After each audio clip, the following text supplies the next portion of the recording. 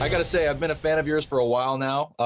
Ironically enough, just a few nights ago, I rewatched the original Cube, not even thinking about What? today's interview. Uh, And so I went through the Cabinet of Curiosities yesterday, and I loved all of them. It was such a wonderful collection of anthology stories. I know that Guillermo had handpicked everybody to help bring these stories to life. How did you, hear about this project and come to be a part of it? well, I had the good fortune to meet Guillermo many years ago. And, Guillermo truly is the great impresario of the fantastic arts. His knowledge is so deep and passionate. Um, and when I first met him, I'll never forget it. He put me in a great big bear hug instantly and said, "I love your movie." And I thought he was going to say Cube, because that's sort of what I'm known for. And instead he said, "Cypher," which is my second film that not many people know. And it really touched me. And I think that's emblematic of how Guillermo is as a personality. He's a kind of a magical character, not unlike one of his creations. He really knows how to connect with people. And so I had the good fortune to be connected to him and had asked him some years later to produce my film Splice. And he was an executive producer on that. And then over the years, he would call me up on occasion with a project he was about to do. And none of them actually came to fruition until Cabinet of Curiosities. So, and that's just been a magnificent experience from beginning to end. Now, were you familiar with the short story that he wanted you to help bring to life beforehand, or did you learn about it once he came to you? No, I didn't know it at all. There was a menu of stories that he had optioned. And initially, I was chasing a Junji Ito story. If you know him, I'm actually wearing a Junji Ito shirt right now, but he's a magnificent Japanese horror manga artist. There was a story called Hanging Balloons. That's one of the most outrageous, extraordinary things I've ever read, but we couldn't get the rights to it. So I went back to his list, and Graveyard Rats, although I was not familiar with it before this, really spoke to me. And it was great. I had just a lovely experience. I wrote it for David Hewlett, my muse, not knowing that I would actually get to cast him. And God love Guillermo and Miles Dale, who produced it. They said yes. And that was sort of the pattern for the entire production and post-production of the show, was just yes, yes, yes. I'm so used to no, no, no.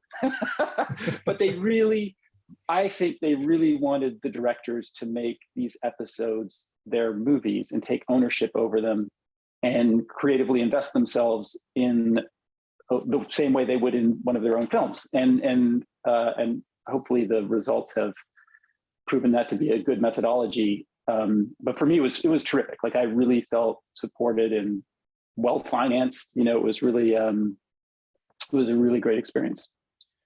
Well, and I think all of them they're all like mini movies, and I love that they feel like that. They feel self-contained, and it's just so great to see.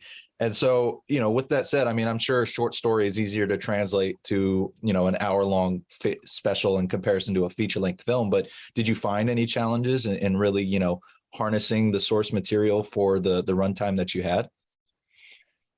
No, I mean, I partially chose the story because I could immediately see how he would do it. And it has a wonderful ending, which it's rare to come across a really great ending. And this story has a fantastic ending. And so all I did was I sort of gave it a injection of steroids. It was written in I believe the mid 1930s by Henry Kuttner.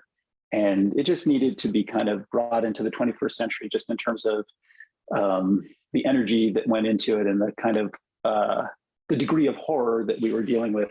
So I found it very pleasurable and easy to adapt. And I also saw it, even though it predates the EC comics, I saw it as a kind of, within that mold. And I have a tremendous affection for those comics, and the tremendous affection for all of the comics that were later inspired by EC comics and the artists that work in that space, like Bernie Wrightson. This is like very Bernie Wrightson. There's a huge Bernie Wrightson stamp on this.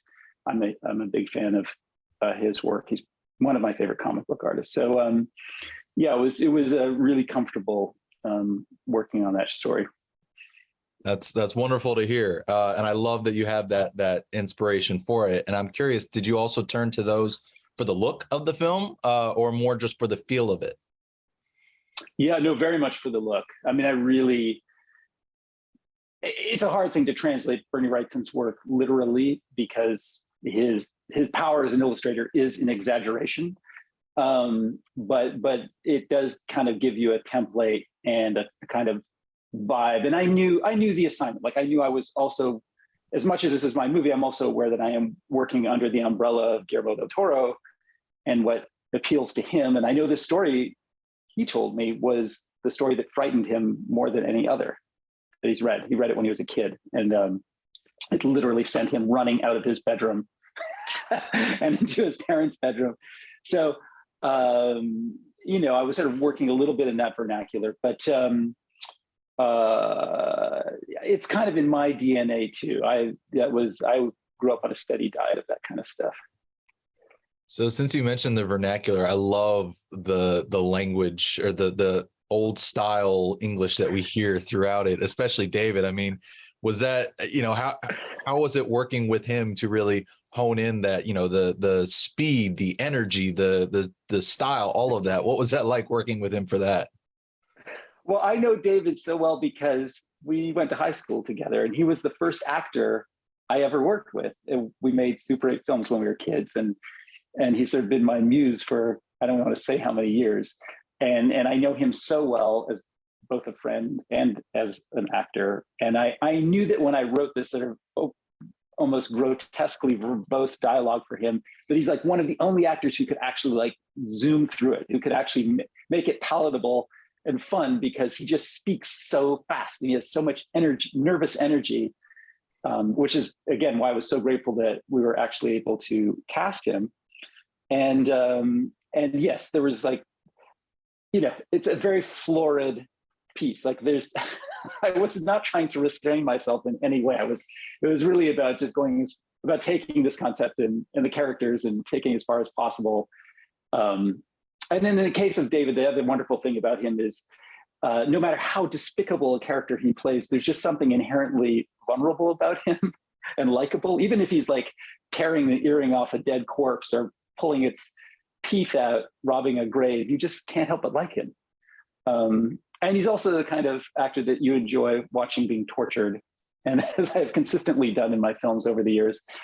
And I think he's the only actor I could put through that kind of actual physical abuse because it was really hard. When one of my tasks as a director was to put the audience in David's character's shoes, in Masson's shoes. So I wanted the audience to feel like they're stuck in that tunnel with him, in that rat hole.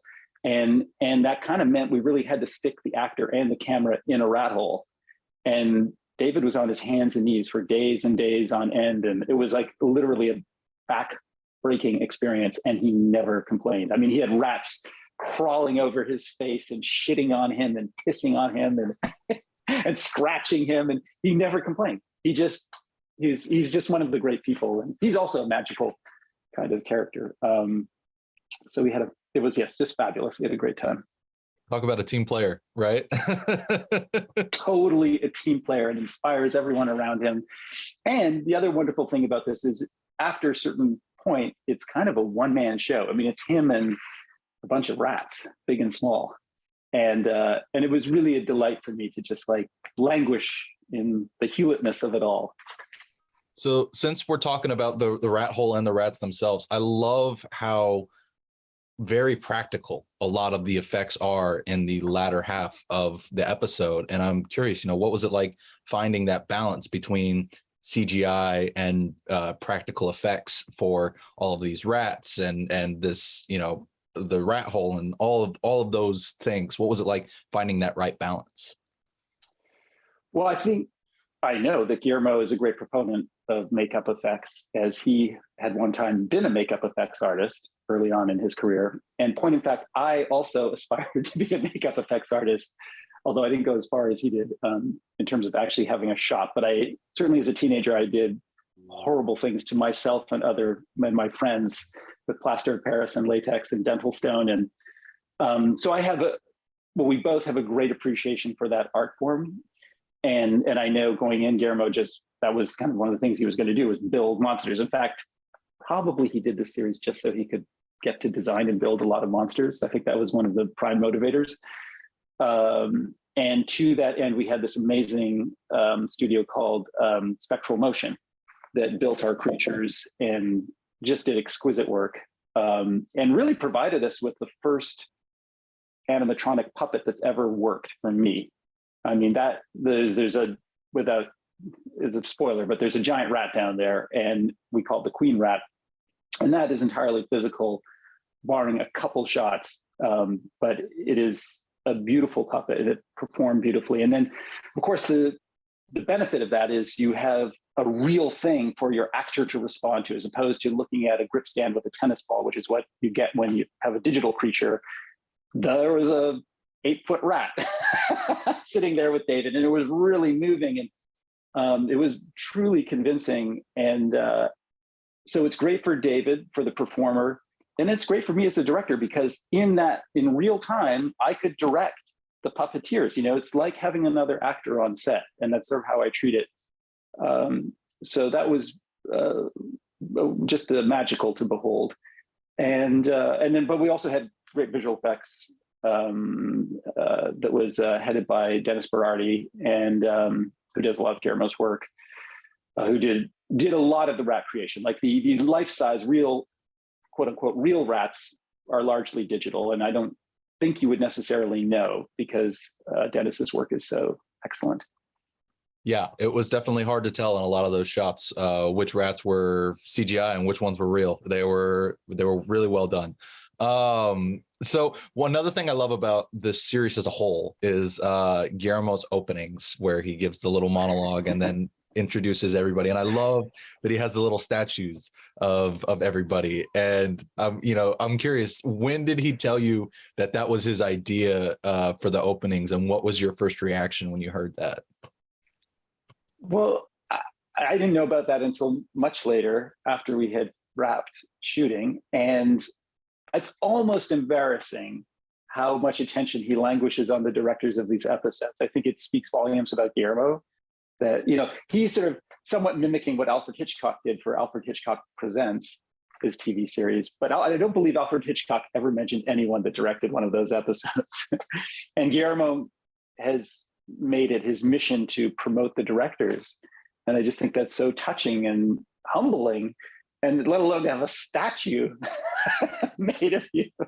That's never going to happen again for me. So it was really lovely. And, as I say, he's a magical kind of guy, sort of very special. I think he's important. I think Guillermo's more magical. He's important. I think he speaks, even though English is not his first language, and he frequently speaks in English. I think he's the most elegant or eloquent proponent of the cinema fantastique. I think he really has played a role in terms of elevating its position in the popular conversation and in our culture as something that is not just, trash or mindless entertainment. That he understands and appreciates the deep cultural value that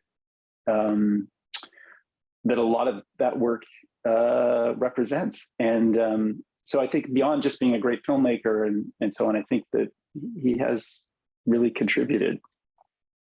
I couldn't agree more. I mean, whether he's producing or directing, Guillermo's just he's going to go down in history for being one of the best. And this series is certainly a testament to it.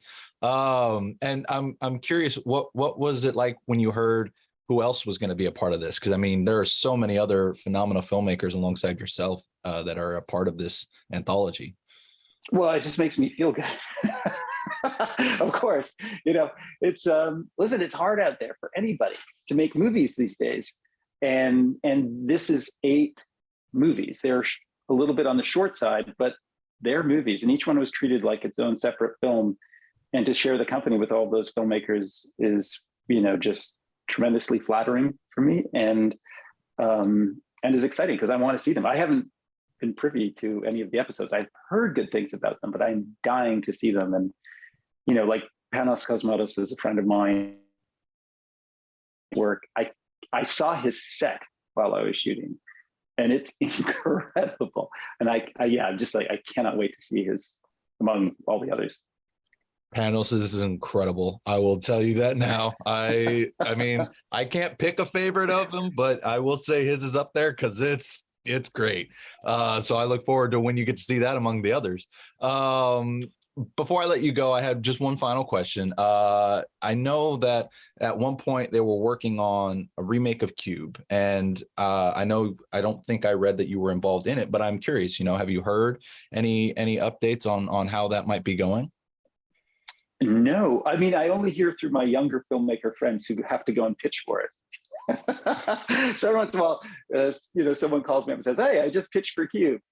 But I really have nothing to do with it. I don't own the rights, and it's with Lionsgate, and they have their plans. And I think, if I had to guess, the success of Squid Game sort of reinvigorated their interest. So I know they were trying to remake it a number of years ago, and with John Spates and another director, and that didn't, whatever reason, that didn't come to fruition. And then it seemed to sort of pick up again recently. And I think it's maybe because there's a little bit of shared DNA with Squid Games, and that sounded exciting to them. But I don't know. It's always a mystery to me. It's nice though. Like, I don't, it's like you make these things and they're like your kids.